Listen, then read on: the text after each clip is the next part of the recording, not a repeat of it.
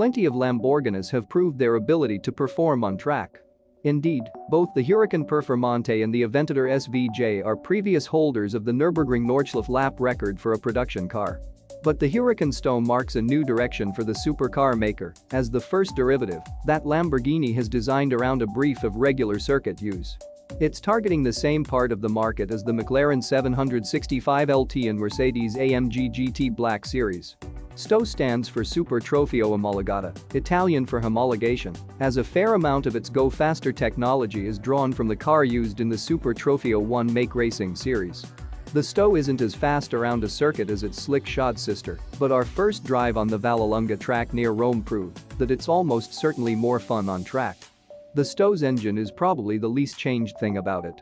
This is Lamborghini's long-serving naturally aspirated 5.2-liter V10, making the same 631 bhp peak power that it did in the Huracan Performante, that figure obviously some way adrift of its turbocharged rivals.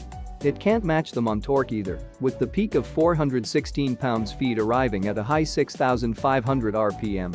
But it revs to a sonorous 8,500 rpm and delivers urge to the back axle through a 7-speed dual-clutch automatic gearbox. The STO being rear-wheel drive rather than four-wheel drive has saved only a relatively modest 20 kilograms, according to Lamborghini Chief Technical Officer Orazio Reggiani, but more mass has been saved with lighter bodywork. Most of the panels are carbon fiber, plus a stripped-out interior in which the carpeting is replaced by rubberized matting.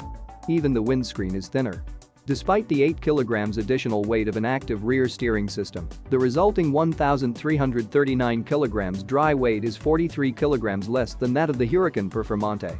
Aerodynamic changes are the area where the STO owes most to the Super Trofeo, losing the regular Huracan's adaptive systems and gaining a vast, double-element rear wing with 3 manually adjustable positions.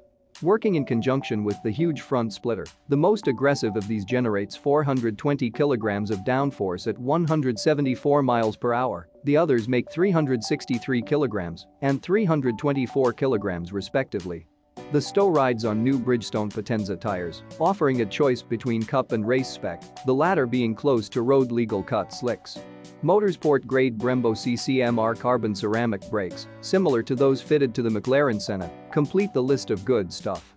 While much is familiar from my first drive at Nardo in the prototype version, a fair amount has changed as the STO has reached production status.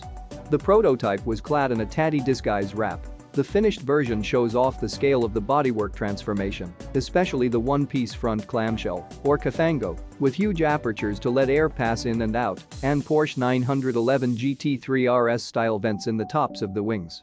Subtle it ain't, especially in one of the color-contrasting paint schemes, and with the optional STO graphics on the doors.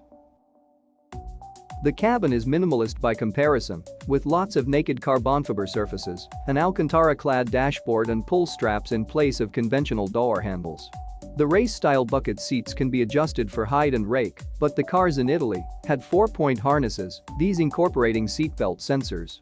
At low speeds, an experience limited to trundling in and out of Vallelunga's pit lane, the finished STO is considerably quieter than the prototype version was, presumably to meet drive-by noise regulations. But selecting the track-intended Trofeo driving mode and passing 4,500 rpm causes acoustic flaps in the exhaust to open, turning the soundtrack utterly savage. It's loud even when you're wearing a helmet and becomes electrifying towards the top of the rev range, the rate at which the mighty V10 reels in its gearing, meaning drivers will experience plenty of it. The STO's steering is deadly accurate, but, like that of lesser Huracans, still feels lighter than the supercar norm. Strong caster effect makes it easy to keep track of where the front wheels are pointing, even if the car starts to slide. But Vallelunga's smooth hot tarmac produced little chatty, incidental feedback. Grip proved predictably huge once the full-spec Potenza race tires got up to temperature, with the on-board telemetry system reporting frequent peak lateral loadings of more than 1.2 grams. Yet the STO doesn't feel snappy when you breach its towering limits. Front-end adhesion is huge, and the engine's linear responses and benign torque delivery make it easy to power the rear end to the edge of breakaway in longer corners. Oversteer is readily engendered. Trofeo mode allows substantial slip before the stability control intervenes, although the lost time reported by the telemetry's delta function proves that the Potenza race tires prefer to deliver their grip cleanly. Based on my experience at Nardo, the less aggressive sport tires will be slower but happier to turn playful. Rising levels of aerodynamic downforce also make an increasingly obvious contribution as speeds rise. This happens pretty much invisibly. The STO's steering doesn't get heavier, or its ride harsher as it gets pushed harder into the ground.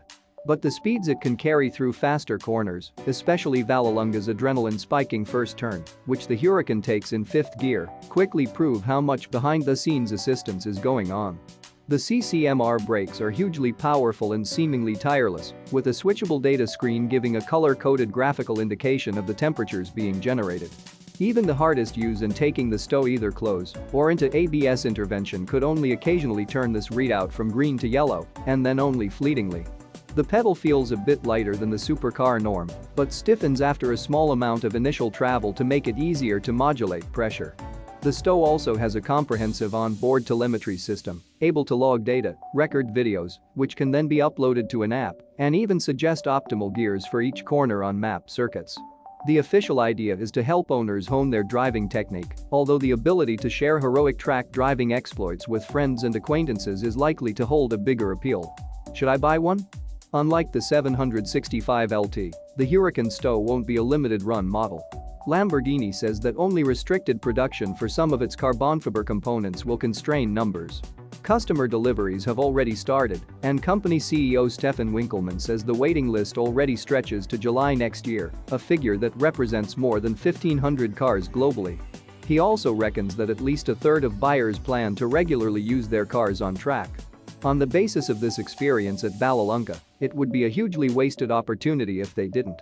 UK deliveries have already begun too, with on-the-road prices starting at £268,000 before options. That's a substantial supplement over the regular Huracan Evo, yet one that doesn't look outrageous in this rarefied part of the market. The STO is slightly cheaper than the 765 LT. For those seeking and willing to pay for the fastest and most exciting Huracan, this is definitely it.